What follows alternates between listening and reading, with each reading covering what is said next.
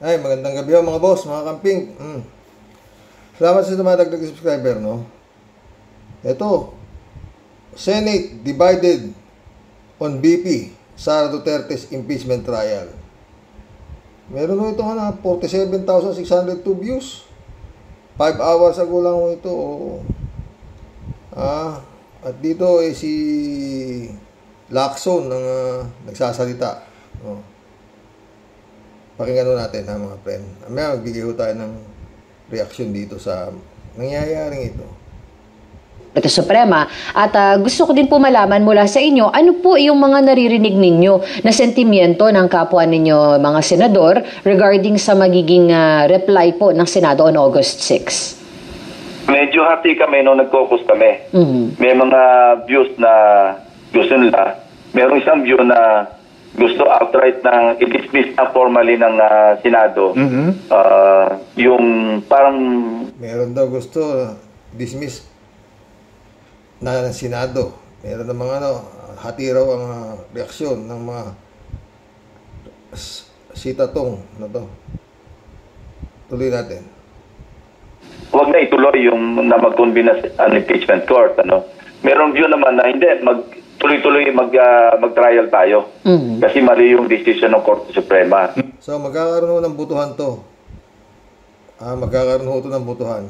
Malabo pa po sa to, na matuloy ito sa August 6. Tuloy natin ito kay Lacson. Ako, personally, in-express ko rin ito ng focus. Wala naman tayong choice kasi nag-declare na ang Korte Suprema sa ruling nila, unanimous sila, whether unanimous or hindi, basta Supreme Court ruling, na unconstitutional yung articles of impeachment at walang jurisdiction ang Senado. So, ang view ko is, kailangan irespeto natin at tumalima tayo, obey natin yung ruling ng Supreme Court. Otherwise, ang pinakamalaking casualty rito, pag hindi natin sinuway natin, yung rule of law. Magkakaroon tayo ng crisis kasi kada lang ba na hindi tayo sang-ayon sa ruling, hindi natin susundin. Medyo magulo na yung sitwasyon natin sa ating bansa. Wala tayong rule of law na kinikilala. Matagal na yata, Senador Lacson, yung rule of law na wala na kinikilala. 30,000 na nga namatay na war on drug dito si Duterte. Ano bang rule of law pa? Tsaka friend, ano nga tayo? Sinong presidente ng Pilipinas ang bababa na lang sa pwesto, nakapag-appoint pa ng 12 justices sa Supreme Court? Tibay ni Digong na... Now, sa natin naman ng House, meron silang hanggang August 11 para mag-file ng motion for reconsideration. Ang view ko, in-express ko... Yung motion for reconsideration na yun, malabo pa sa tinta ng pusit yan. Hindi na intindi niya na unanimous 13-0. Anong motion for reconsideration pa pinapangarap nyo? Wala na yan. Pakinggan pa natin. Ito sa caucus, sundin natin ngayon kasi sa tingin ko, in action is compliance. Huwag natin sabing dinidismiss natin kasi we're taking action. Huwag din tayo mag-attempt man lang na ituloy natin ang trial kasi that's disobedience to sa ruling ng Korte Suprema. Pwede bang huwag tayong umakto, that's a form of compliance kasi sinabing wala tayong jurisdiction. Ngayon, pag dumating yung panahon na sabihin natin, quote-unquote, na enlighten yung mga maestrado, iniban nila yung ruling or even reverse nila yung... Malabo pa sa tinta ng pusit siya sinasabi mo, Senator. Pwede atang pumusta dyan. Babalik ka rin ng Supreme Court yung naging desisyon nila dahil na-enlighten sila. Pwede kung ang boto sabihin natin na 7-6 o 8-5, mga ganun. May mga bumotong hindi pabor sa parang hati ang pero lamang ang nagsasabi na unconstitutional nga ang ginawa ng Kongreso. Pero dito hindi 13-0 tapos sasabihin ni Senator Lacson na ma-enlighten yung mga yan. Hindi sa baka bayad na nga yan Alam na may isoli pa laki nito. Diba? Tuloy. Ruling which is medyo unlikely, di ba, kasi unanimous. At any rate, kung sakali mangyari yun, at inutusan tayo, meron tayong jurisdiction na pala, at inutusan tayong mag-proceed sa trial, di gawin natin. Wala tayong parang no harm done, on both ends. So, yun ang aking position. So, in the meantime, na may ruling, sundin natin na sinabi na immediately executory. No? Although, right naman ng House para forthwith ba? Forthwith? Ang sabi? Immediately consecutory. Parang forthwith na mag-file ng MR. Pero immediately executory. So, huwag tayong gumalaw. Wala tayong jurisdiction, sabi nila. No, pero may mga sektor nga po na nagsasabi at maging si Justice Carpio kanina, kinarakterize niya na may pagka-overreach yung decision ng Supreme Court. That's one. Number two, in motion na po itong the Senate as an impeachment trial court na convene na trial. In other words, in motion na ito. So, wouldn't that present the Senate the opportunity na hindi pagpapatuloy lang natin kasi hindi naman po magko-convene pa lang na-convene na. Although, another element is this is now the 20th Congress. Ano po ang takeaway niyo dyan? Actually, hindi lang na-convene. Effectively, yung trial nag-start na Correct, opo. Kasi nagpadala na ng summons Opo. So talaga nag-start na yung trial.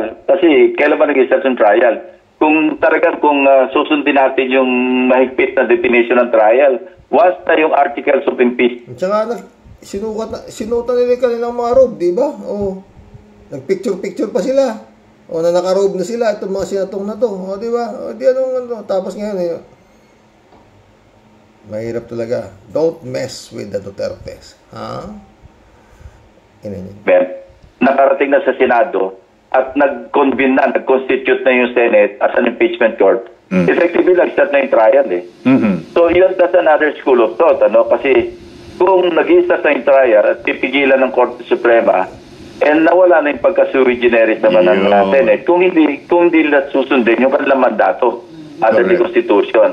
Yung sa paragraph 1, yung sa Article 11, di ba, Section 3, ang nakalagay doon, exclusive jurisdiction doon sa lahat ng impeachment cases. Ngayon, ang sinasabing overreach, ako mismo, nung binasa ko yung decision, merong portion kasi doon na pati yung paragraph 4, kasi dalawa yung modes ng House. Tama na yan. Medyo mahaba-haba pa mga boss, no? Basta sabi nung Supreme Court, Korte Suprema, na hindi naman nila dinidismiss, di ba? Yung kaso nitong si Sara. Buti nga, hindi pa dinismiss. Pwede na ikakayo ulit mag-refile sa February 6. Di ba? O, wala na kayong magagawa dyan. Mag-iingay lang kayo, mag-iingay dyan, o ano-ano dyan. I-refile nyo na sa February 6. Although, pag na-refile yan, magkakaroon na trial sa 2026, di ba? Importante lang naman, maski na suntok pa rin sa buwan, na itong klase ng Senado na to, ikukumbik si Sara Duterte. No? Pero, ang habol lang naman ng taong bayan, At saka, gaya sinabi ni Senator Coco Pimentel, wala nang problema kung i-acquit nyo, Basta importante, mailabas yung ebidensya at saka yung depensa. Yun lang naman, kung nadepensa nila yung pagpabanta ni Sara Duterte na napapatay niya si Bongbong sa kanyang asawa, saka yung si Martin Romualdez, baka magagaling yung mga abogado niya, 16. Baka, kaya madidepensa, joke. Sabi naman ni Sara, di ba, no joke. Tapos, baka maidepensa din nila yung kulang-kulang 1,000 na mga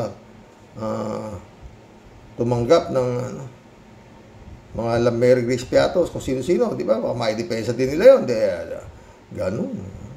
Tsaka yun nga, yung pagbubukas yung bank, yung tatlo lang. Yung bribery, di ba? And ang titibay din ng mga testigo, mismong tao niya na nagsasabi na sinusulat sila ng sobre.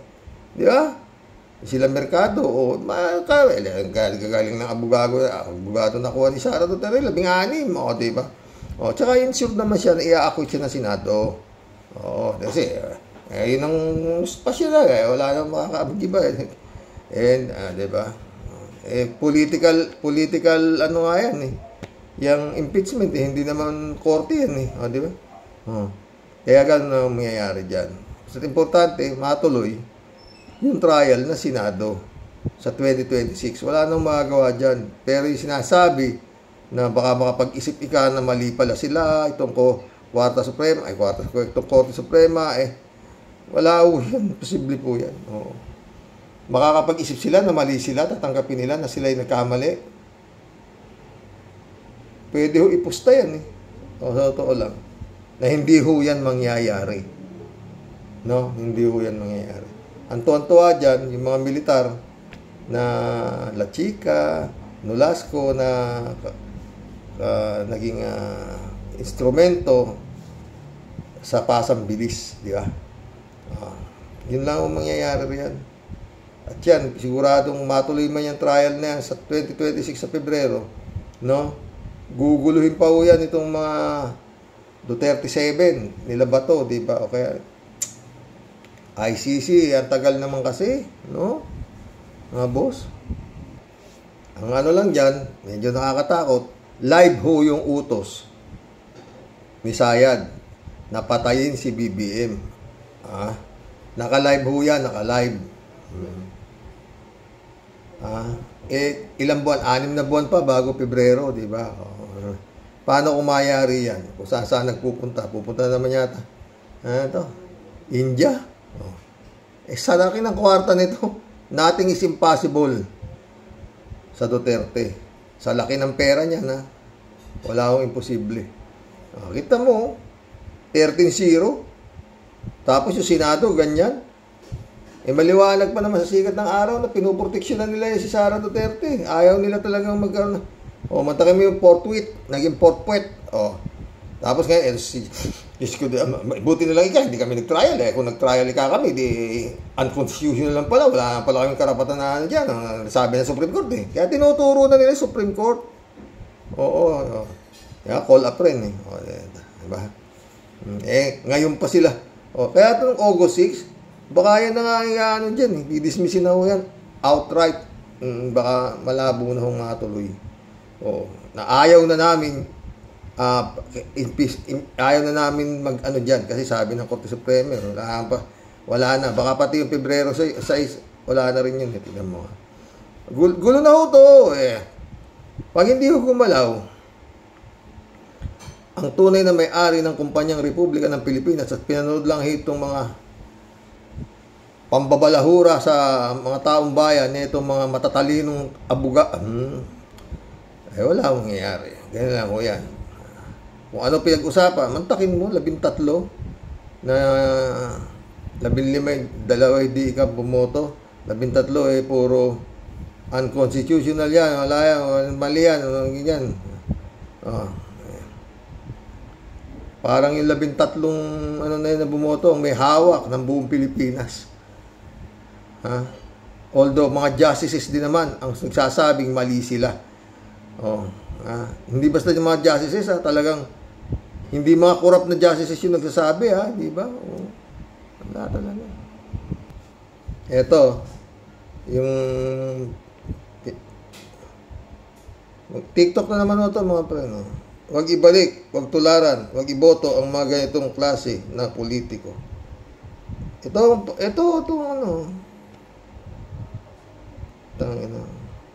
Special unit habang buhay. Meron daw siyang special unit, mga boss.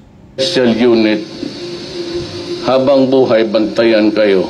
At pag nagkamali kayo ng konti, sabihin ko, patayin kayo. Ma'am, saksak mo ito sa bibig ni Apple Chua hanggang sa kanyang lalamunan, hanggang siya ay mamatay. Pag ganun kayo ng ganun, napapatayin ko talaga kayo. Masiguro ninyo yan. Yung madali mapatay ng tao. Sundan mo lang sa likod. Paputukan mo, tapos lakad ka lang, kalma. Isang newspaper lang naman, isang sigawan lang. Ang ingay dyan sa TV, 2 araw lang, 3 araw, tapos na. Hanggang dyan lang naman, media, hanggang dyan lang. Publication, headline, tapos wala na. History ka na. So, ang advice ko talaga, sa totoo lang, kung gusto mo madalian, patayin mo na. Pero huwag mo sabihin utos ko. Pero baka hirap ka, magkaibigan man tayo lahat. Meron akong special unit. Ganyan no magsalita. Itong mga hype na ito, walang ano-ano, no? Mga friend. Yung nagdadadaldal si Digong, presidente pa ho siya ron, no? Yung gano'n lang siya magsalita. MPL, droga, wala, kitang ano. Talagang makikita mo, yung mas matagrabing anak, di ba? Mga puro mesaya, totoo. Punta ko tayo dito sa Sabongero. Ito si Justice Remulla, magsasampa na ng kaso. DOJ Secretary Remulla, kasong isasampa kaugnay sa missing Sabongero. Hinog na. Hinog na. Pakinggan natin siya. Isasampa sa lalong madaling panahon ang reklamo o kaso kaugnay ng nawawalang Sabongeros. Ayon kay Department of Justice o DOJ Secretary Crispin Remulla, nasa kustudiya ngayon ng mga pulis ang isa pang witness sa kaso. Dumadaan na ito sa masusing investigasyon ng mga otoridad at ng DOJ upang maisapinal ang affidavit na gagamitin sa pagsasampah ng reklamo. Sabihin ko sa ating mga kasama na paspasan na kasi nga ang tagal na natin hinihintay ito. No? Dagdag pa ng Secretary Remulla, hinog na ang kasong isasampa laban sa mga personalidad na sangkot sa missing Sabongeros case. Hindi naman nagbigay ng pangalan ang kalihim kung sino-sino ang mga ito. Kabilang sa tinitingnang ikakaso ng DOJ ay murder at kidnapping with murder, lalo na kung may sapat na ebidensyang pinatay ang mga Sabongero. Saka na, lalabas namin pagka, kasi binubuo na namin. Ano pa ba namang ebidensyang sapat ang hinihingi nila? 4 na taon na, isa pa sa nawawala sa Sabongero, wala pa lumilitaw. At yan nga, kung ano sinabi nito si Totoy, siya totoo. Nandyan nga sa Taal Lake yung mga bangkay. Pakinggan natin. Mga affidavit para yung complaint pwede na i-file. Hinog na yung kaso. Noong isang araw ay may nakuha na naman anyang mga buto sa Taal Lake kasama ang bungo ng pinaniniwalaang tao.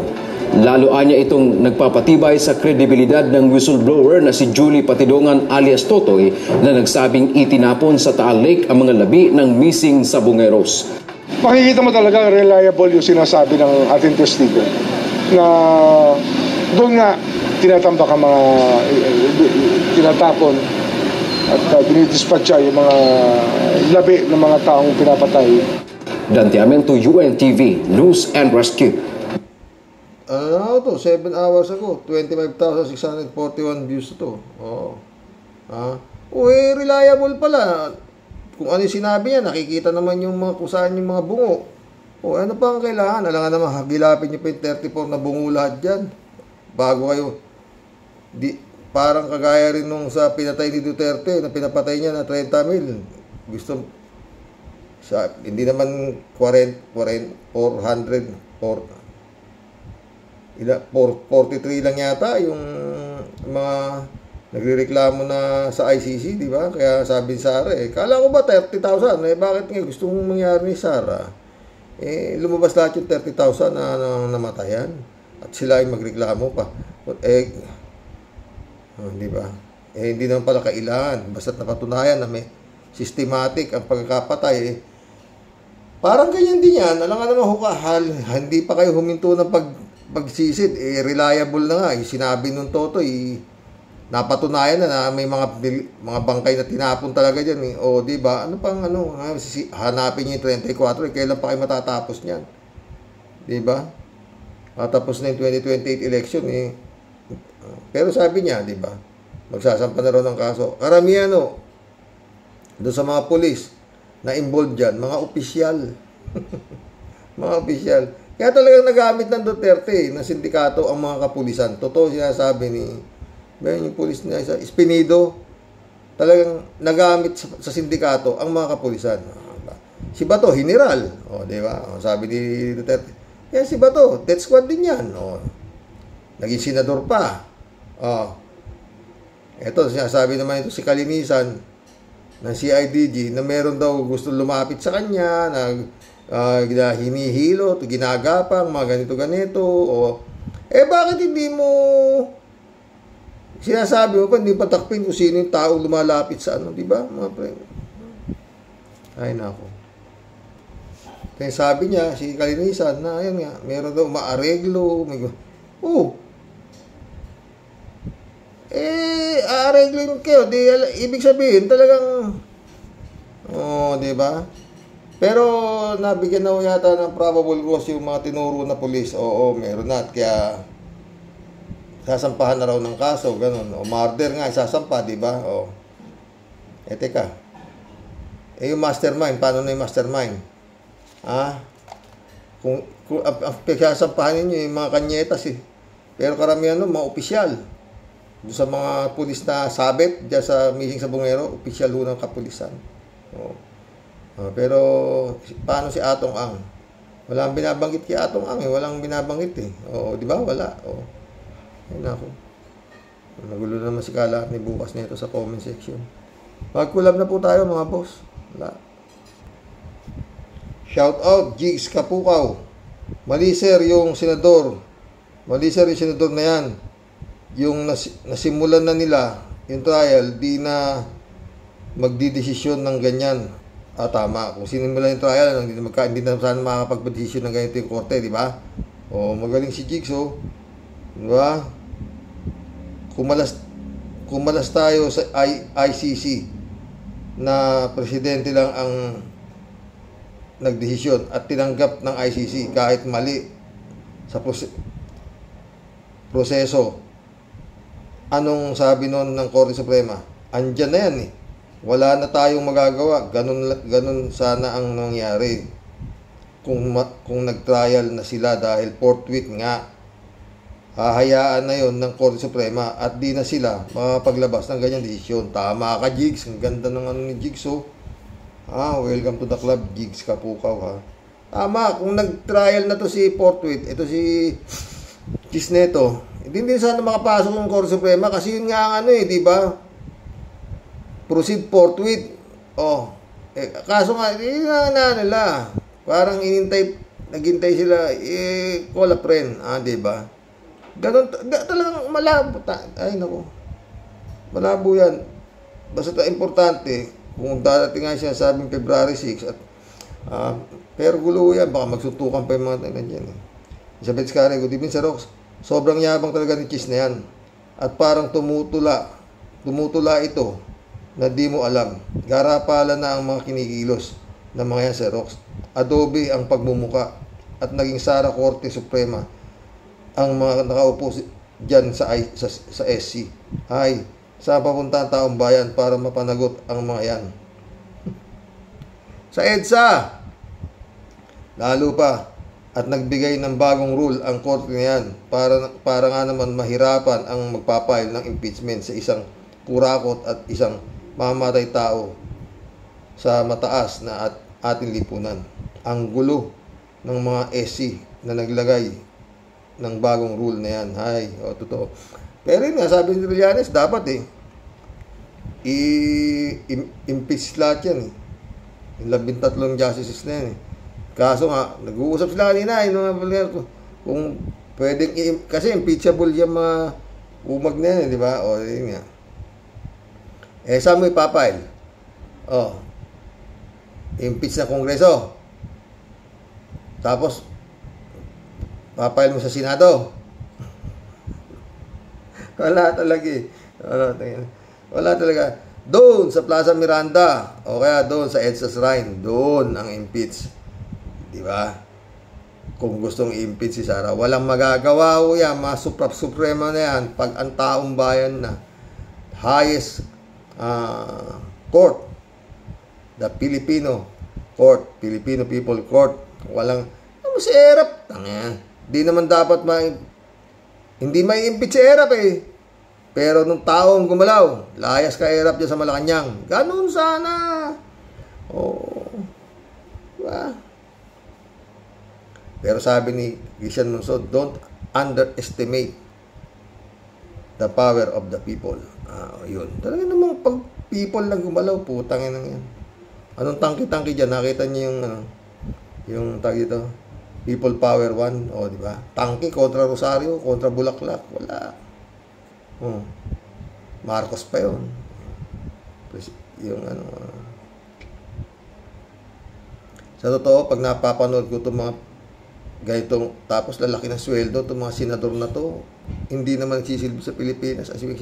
Puta, mantakin mo, Robin Padilla, may committee hawak. Puta, gagawin yun. Gagawin sa bigoting gago. Wala talaga, puta. Yung Senado, naku, Sus Mariosep, wala na.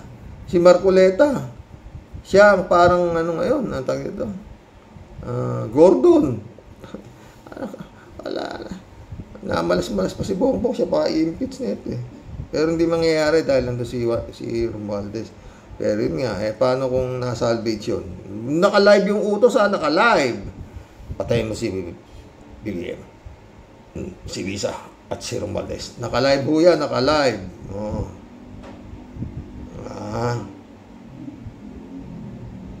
Jab Albaro, shout out. Rolando Edralin, shout out. Galing lang palusot niyan, animal na eskuderong gagong yan. Kung matsambahan lang ng taong bayan niyan, baka bugbog sarado yan. Maski ang kasamahan niya, mga gagong senador, kala mo kung sino sila. Mga PI silang DDS senator, parang hindi kayo nagkakakaukaw ng mga pit nyo pagkatapos nyong dumumi. Ulo ni Rolando, no? Pista Bunao, Kuya, isang magandang pagbati lang po sa iyo at sa mahal po sa buhay at sa mga ka-warriors.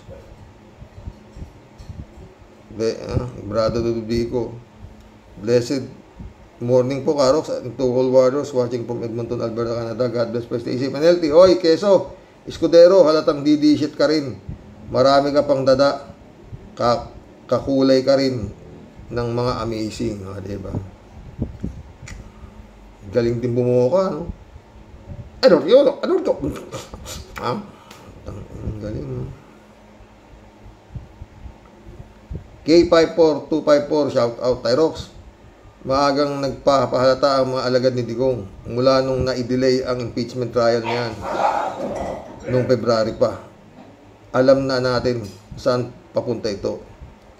Ilang beses mong ipinaalala yan sa amin, di ba? Yun nga. Nung ko pa sasabi ko. Nung ko pa sasabi. Hindi nga kasi ako bugado, kaya ayaw tumaas yata yun. At saka, pa isa-isang vlog lang po talaga ako. Hinahan eh. Tanda na, malapit na ako mag-69. August 18. Fiesta po ng San Roque yan, kaya ako Roque. Pero hindi ko kamag-anak si Harry Roque. Apelyido niya, Roque ako. Hindi. Expectasyon ako eh. Ferdinand San Juan, shout out. Uy, good evening po, Karox, at sa mga Kawaros. Wala na, Karox. Inamag na ang keso. Hindi kakainin ng taong bayan yan. Diba? Taong bayan. Pwede bang mag-isang araw naman kayong magmanood ng Itbulaga saka It Showtime? David Ali Mendoza, good evening po, Karox. Ngayon namang sinasabi ni Chiswis Escudero, Escudero, natama siya sa desisyon niya. Di ba? Mukha at amoy kupal ka, Chis. Huwag kami ninakasani ang mga kawaros. Paikutin mo. Di kami amazing. Yun nga eh.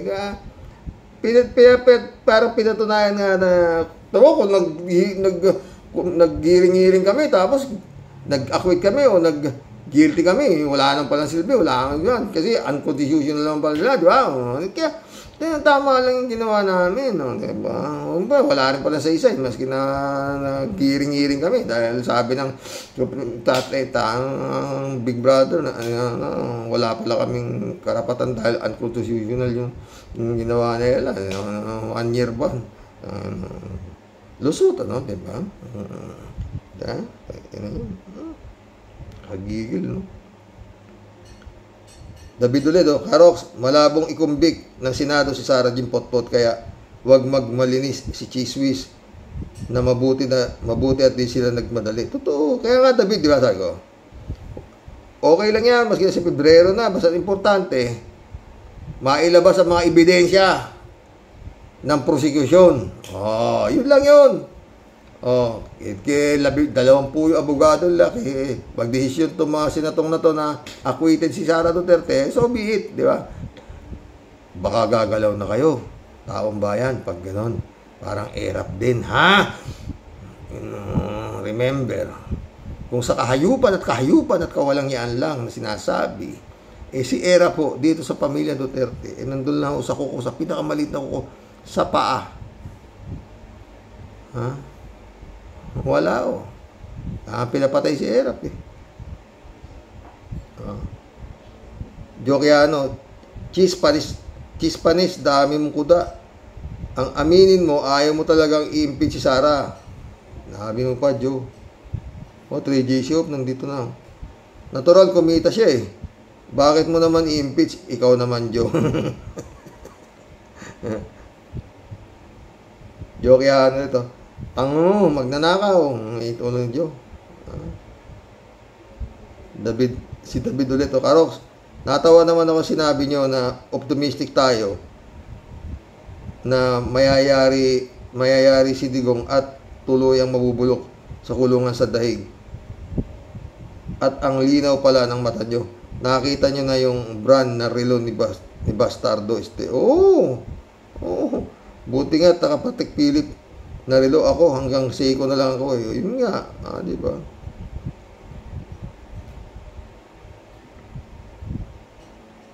Tangina kasi. Milyon. Bakit? Pagpatik ba yung suot mo, iba oras no? Tangina nyo. Wala paglagay ng pera di ba? So,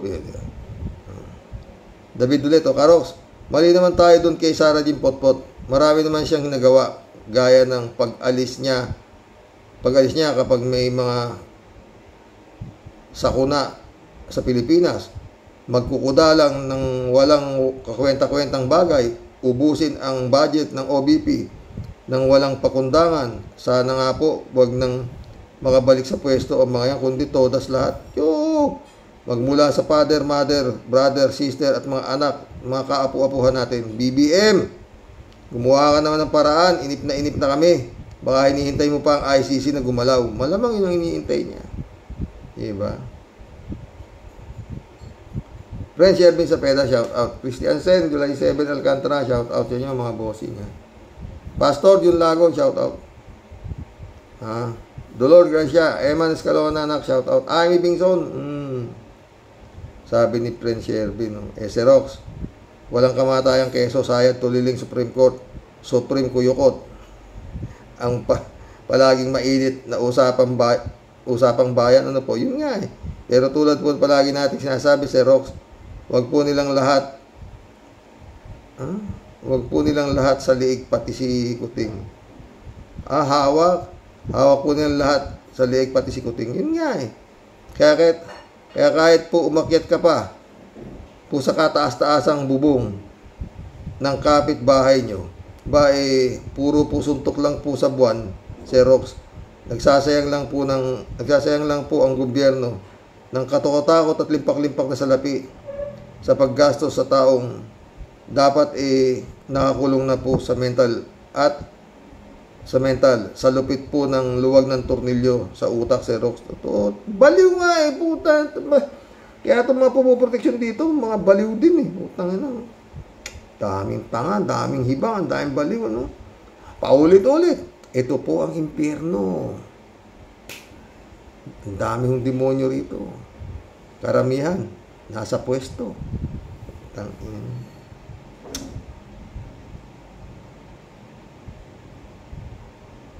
Hi, Lord. Tuloy natin kay Tia Deli. Kahit po siguro batang paslit, kayang sabihin na may topa kaya si Inday Sayad sa mga napapanood at nakikita po nila sa TV. Totoo. At sa social media na ginagagawa po nitong si Tok Sayad. Grabe. Maski sa kanyang mga TikTok Yun nga. At anong ending, Serox? May napalaba, di palagi nga ay nako, kahit basuka po o kanyon ang iharang mo dyan, Xerox. Pagtatawanan lang po niyan kasi alam niya po ang itim na sikreto kahit pa ikaw ang pinaka malupit na tulisan at kriminal. Xerox. Xerox naman. Ano ang silbi ng gintong sobre? Yun eh. Ha?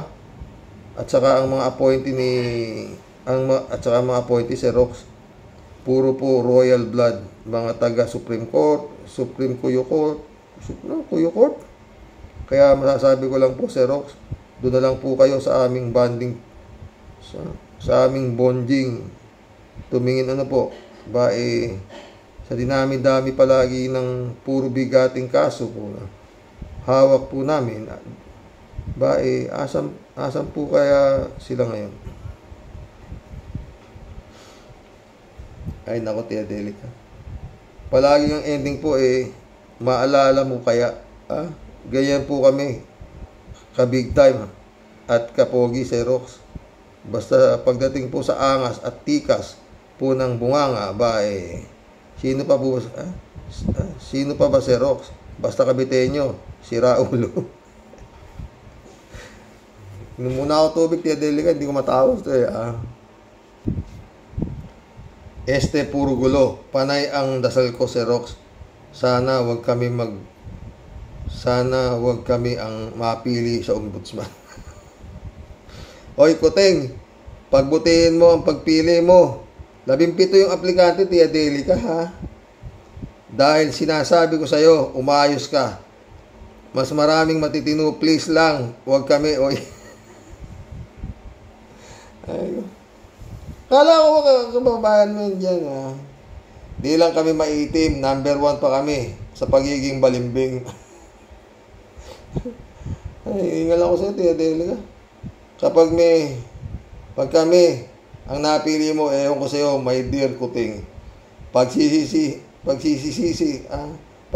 nasa huli. Baka shocking iyong ending. 8 years ang termino niyan. Di mo kayang palayasin.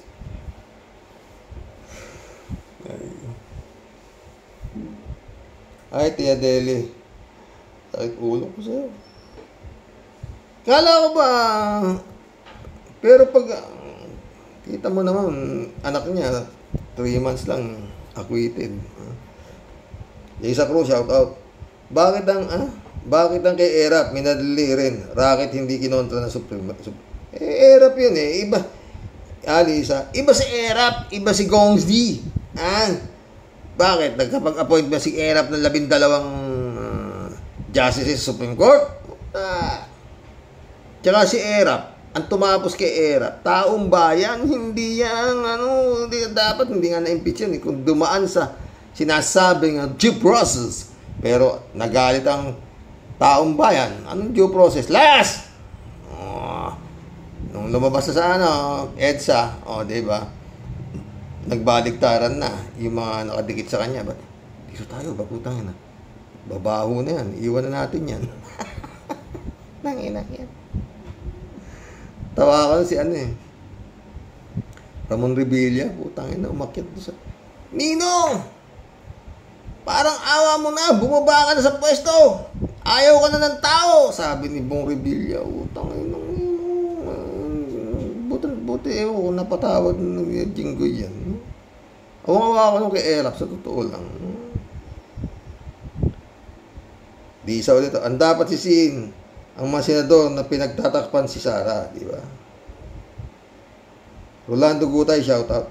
Dahil sa 142 billion na isiningit na pondo, siguradong baha sa luho si Puso.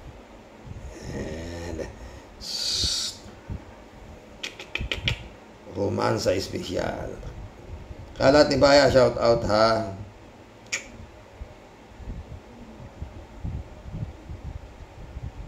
Kalat ni ulit. Magawa, wala na tayong magagawa dyan.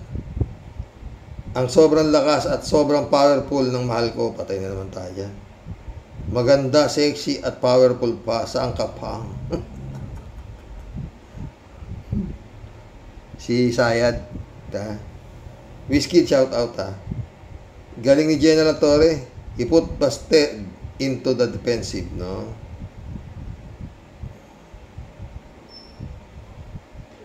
Kalatni. Hello mga bear. Be well always. Bless you. God bless. God bless Kalatni. Pinoy Sea, South Bay, shout out. Pag mali, kahit Supreme, ay dapat hindi sundin. Paano mo sundin ay mali? Aba, sabi nga ng mga justices, basta Supreme, tama at mali, tama na rin yan. Mary Lebron, good morning Sir Rox, no skipping ads, sabi niya. Mary Lebron ulit. Gwapo yung apo mo, Sir Rox. Talagang gwapo yun. Kulit-kulit nga natutulog na. Mamaya magigising yun. Mamumuyat na naman yun. Ang haba ng tulog ng loko-loko. Marilo Pabianak, shout out. Gandang hapon po tayo sa mga ka-warriors. Yung first couple po pala tayo. Hati ang gustong maging SP. Si BBM, si Senator Tito Soto. Pero si First Lady, gusto pa rin niya si Cheese. Sa kabila ng lahat, ibig pong sabihin, di man lang nakikinig si Cheese sa mga luminaries. Ang esi lang siya nakabase ng ginawa niyang pag-delay. Hugas kamay lang sila talaga. Dahil isang Duterte nasasakdal. Totoo yan, malo. Kung di nga Duterte, matagal nang inimpeach siya pero taong bayan dapat kasi gumalaw. 3J Shop sumagot ikaw na maging Quezon de bola. Puro bola lang naman si Quezon. Natural, di makikinig ang mga luminaries ang Quezon kasi back up siya na Malacanang. Di ko nga mawari kung maswerte itong si Quezon. Kasi kakampi niya ang Duterte, kakampi rin niya ang Malacanang. Di ko mawari kung safe ba itong style ni Quezon? Naku, huwag mo nang pasakitin ang ulo mo dyan, friend. At talagang wala na ito pag-asa itong bayan na ito. Tsura lang, ha? Ang dapat paghandaan na lang talaga, mga bros. Yung mga warrant of arrest ng ICC doon sa mga kasabwat ni Digong sa war on drugs niya. Kaso, ang tagal. Pero dadating at dadating yan. Si Kupalman naman, wala ang ginawa kung di kala ko ano pagsasabi. 3J Show po. Hello Sir Rox, mag-comment lang ako dito kay Harry Roque. Hi, ang laki na nga ng personal problem niya. Dinagdagan pa ni Atty. Kaufman. Mukhang walang kakampi si Roque kung saan man siya naroon. Pati si Tatay Digong niya, pinapalaya siya sa Netherlands, pinapauwi niya sa Pinas at huwag nang guluhin pa ang kaso sa ICC. Pero nakakatakot si Kupalman, ha? 100% siya na sigurado raw siya na makakakuha ng mapapalabas si Duterte. At may babalik niya sa Pilipinas ng buhay. Puta. Mukhang may alam si Kupalman kung saan mag-shortcut, ha? 3J Shop ulit, Alam mo, Sir Rox, yan na nga sinasabi natin, Itong kabangag-bangag ni Harry Roque, itong kababangag ni Harry Roque, walang kapupuntang maganda. Remember, nang pagsabihan niya si Sara ata o DDS na wag magsalita ng bangag sa rally, kaso ayaw paawat si Harry. Sige pa rin siya nasigaw ng bangag. Kaya ayaw sa kanya ni Sara kasi tigas ang ulo, di ba? Ito nga yan, na-hype na yan. 3J Show po dito. Paano si Harry? Wala na siyang kakampi sa dahig. Di makauwi sa Pinas dahil may arrest warrant na siya, di ba? Tapos remember, tinutuya pa niya si BBM ng catch me if you can na parang bata. Kaya ang sagot sa kanya ni Atty. Claire, it's just a matter of time. Kaya malamang sa alamang, mahuhuli na rin siya. Alam niyo sa totoo lang, ha? Kung talagang gagalaw, ayaw rin huliin, Si Bantag nga, andyan na sa tabi-tabi, hindi nuhuli.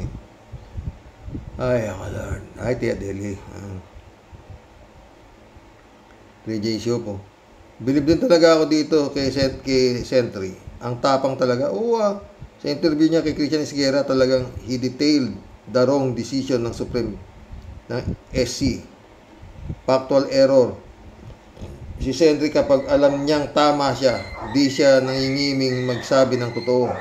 Kahit nga tungkol kay BP Lenny. Kasi ang talagang gusto ni Sentry katotohanan lang. Kahit pa Esika, sasabihin niya mali ang desisyon niya. Kahit naman di abogado Sentry, sa tagal na niya sa politika at sa pagiging sundalo niya hindi siya basta-basta magpapaloko. Hindi naman porke hindi ka abogado kaya ka na lokohin ng abogado, di ba? Gaguan yun. Alam mo tama, alam mo mali. Diba, Gracing Sai, PJ Show po. Nakakawindang itong si Quezon de Bola. Ang tanga lang ng paliwanag niya sa insertion niya sa 142 billion na budget. Napanood ba, Xerox, ang paliwanag niya? Ako, di ko na inintindi, friend. Hindi ko matagalan ang galaw Libel convicted, shoutout. 68 jailed Filipinos in UAE granted pardon, DFA. Published July 29, 2025, 10 a.m. Oh, ganun ba? Di okay. Adorasyon di Maranan, shout out my friend. Oy, mission accomplished mga boss. Hanggang bukas po muli. No? Ay nako, kawawa Pilipinas. Kawawang Senado.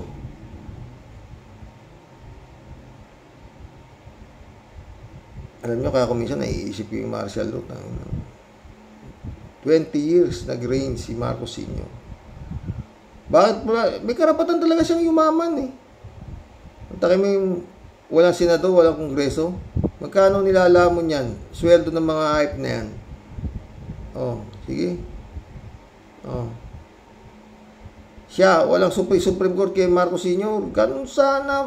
Hindi ako mahanap ng ganun bongbong. Pakalayo mo sa tatay mo sa totoo lang. Ay mga San Juanico Bridge yung tulay dito sa Ipil, Marcos Sr. pa yan hanggang ngayon ang tibay pa rin ang tulay. Hindi kaya ito putang itong Duterte na ito, kabago-bago ng tulay bumaksak ang putang na bil doon. Walang iya talaga. Pero nung panahon ni Marcos Sr., puta na, meron kaming gatas. Elementary, may binibigay sa aming gatas sa eskwela. Yung Nutriban, ang lalaki. Pansit na lang ang bibilin mo sa labas. Puta. Ay, nako. Totoo lang. Diba sabi ko, nung napalaya si Marcos, nalungkot ako. Totoo, dahil alam ko, tapos lalo itong Pilipinas na to. Dahil magkabalikan na nga yan, nagkaroon na nga yan, gutom na gutom yung mga politiko Nung panahon ni Marcos, gutom na gutom sila, wala silang nakaw diba?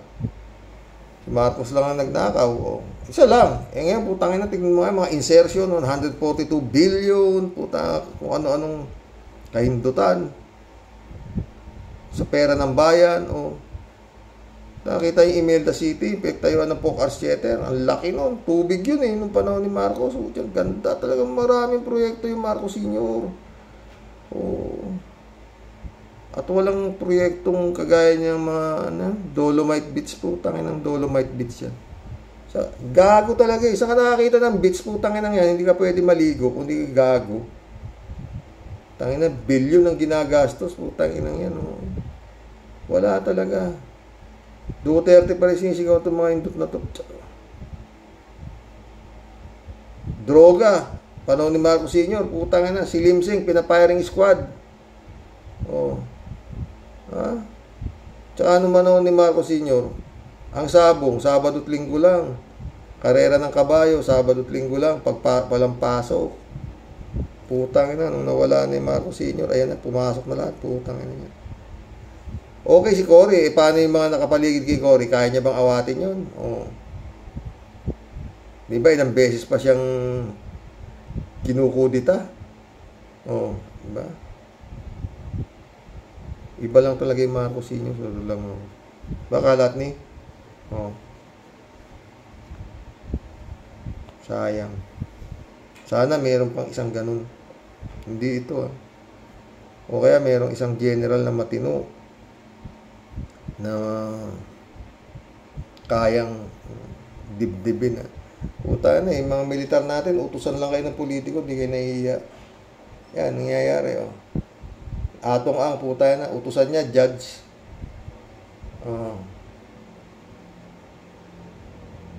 Si Digong naman, puta, mga general niya, yan. Tangin na. Okay? Magandang gabi po mga boss. God bless. Good night.